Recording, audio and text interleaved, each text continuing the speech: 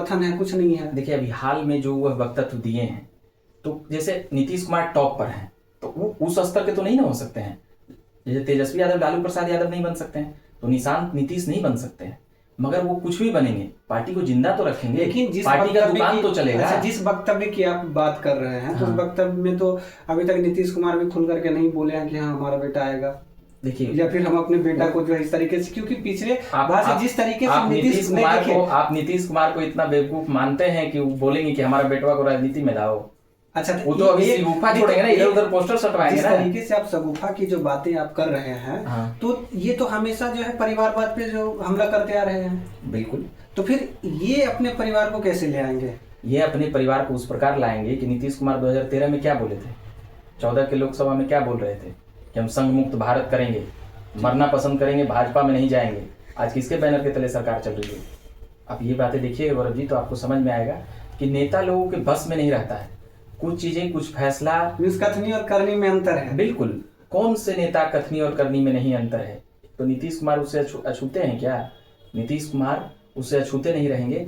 और आप देखे होंगे कर्पूरी ठाकुर क्या बोलते थे, उन सभी बातों को जब लाइएगा और सुनिएगा तो बड़े विद्वान की तरह बोलते। आज उनका बेटा क्या कर रहे हैं राजनीति में, मगर ये कहिए कि उनका निधन हो गया तो उनका नाम लेना कहाँ तक उचित है? तो नीतीश कुमार आज अभी कहाँ है राजनीति में? वह अभी मतलब कि ढलान की ओर है। अब कोई नहीं कह सकता है कि नीतीश कुमार उदय हो गए, चुनौती दे देंगे पूरे भारत के राजनीति में। कोई उतना उष्मा और ऊर्जा नजर नहीं आ रहा है अभी तत्कालिक हिसाब से। तो अब नीतीश कुमार को कितना साल तक सुनना पड़ेगा कि आप एक वंशवादी और परिवारवाद के नेता हैं? कुछ ही क्षण भर के लिए सुनना पड़ेगा। अब वो राजनीति से मतलब कि कहीं भी रहेंगे तो भी उनको बहुत कुछ ज्यादा डिबेट में नहीं सुनना पड़ेगा। ये तो वंशवाद वाला आरोप उनका चल जाएगा। और इस प्रकार से भी आप बचाव कर सकते हैं वंशवाद का कि भाजपा, कांग्रेस या कोई भी देश की जितनी भी पार्टी है, लगभग सभी पार्टियों में वंशवाद हावी है।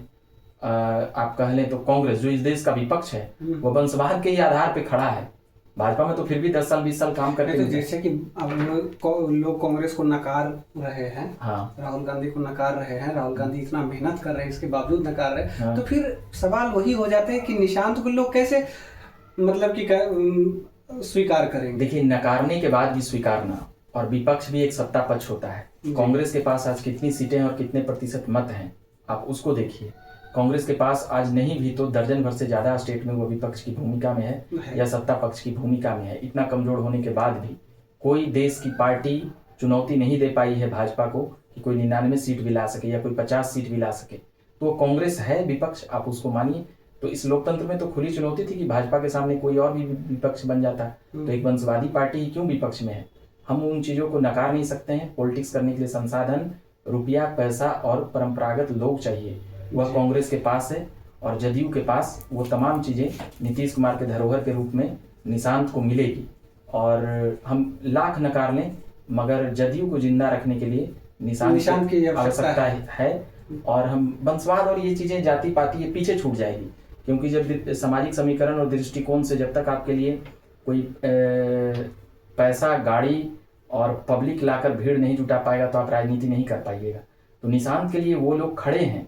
निशांत केवल अकेले नहीं है, उनके साथ ललन सिंह, संजय झा से लेकर के उमेश कुशवाहा, विजय चौधरी, अशोक चौधरी, ये लोग पूरी तरीके से कहीं भी इधर उधर कोई लोग जा सकते हैं। निशांत के आने के बाद उनका नेतृत्व नहीं स्वीकारेंगे या ये करेंगे, मगर अंततः जदयू का भविष्य वही है। कुछ भी नहीं होगा, 3% के नेता तो रहेंगे ना जी। अब साथ साथ और भी जो लोग बनाए हुए हैं वो सब अपना राजनीतिक दुकानदारी कर सकते हैं। आजकल पॉलिटिकल पार्टी उसे ही चल रही है, प्राइवेट लिमिटेड कंपनी टाइप नहीं चल रही है। और निशांत के आप बयान को सुनिए, वो कितना सजा हुआ और कितना संयमित बयान दे रहे हैं।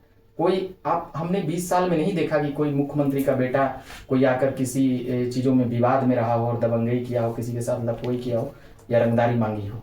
हमने कई मुख्यमंत्री ऐसा देखे हैं कि उनका बेटा, विधायक के ही बेटा का भौकाल देखिएगा, मगर नीतीश कुमार के बेटे का कहीं भी भौकाल नहीं देखिएगा। उनका जो भी, हम तारीफ नहीं कर रहे हैं, जो चीजें हमने देखा समझा है उसके आधार पर कर रहे हैं, इसलिए उनके पक्षधर नहीं है। जो आज राजनीति में हो रहा है उसके घटनाक्रम के आधार पर हम बातें बता रहे हैं। मिस निशांत राजनीति में आएंगे और वो जदयू का कमान संभालेंगे, है ना? वो नहीं भी राजनीति में आएंगे तो जदयू का सारे फैसला उन्हीं से होगा जी। तो अभी आप सुन रहे थे कि नीतीश कुमार की आवश्यकता निशांत कुमार बन चुके हैं, क्योंकि नीतीश कुमार अब रिटायर लेने के कगार पे हैं। अब ये रिटायर हो ही जाएंगे ज़्यादा से ज़्यादा साल 2 साल रह सकते हैं। अगर इन पे परिवारवाद का आरोप लगता भी है तो ज़्यादा दिनों तक इनको झेलना नहीं पड़ेगा। और ऐसे भी नेताओं की कथनी और करनी में अंतर तो होता ही है। ऐसी खबर को देखते रहने के लिए बने रहिए हमारे साथ। नमस्कार।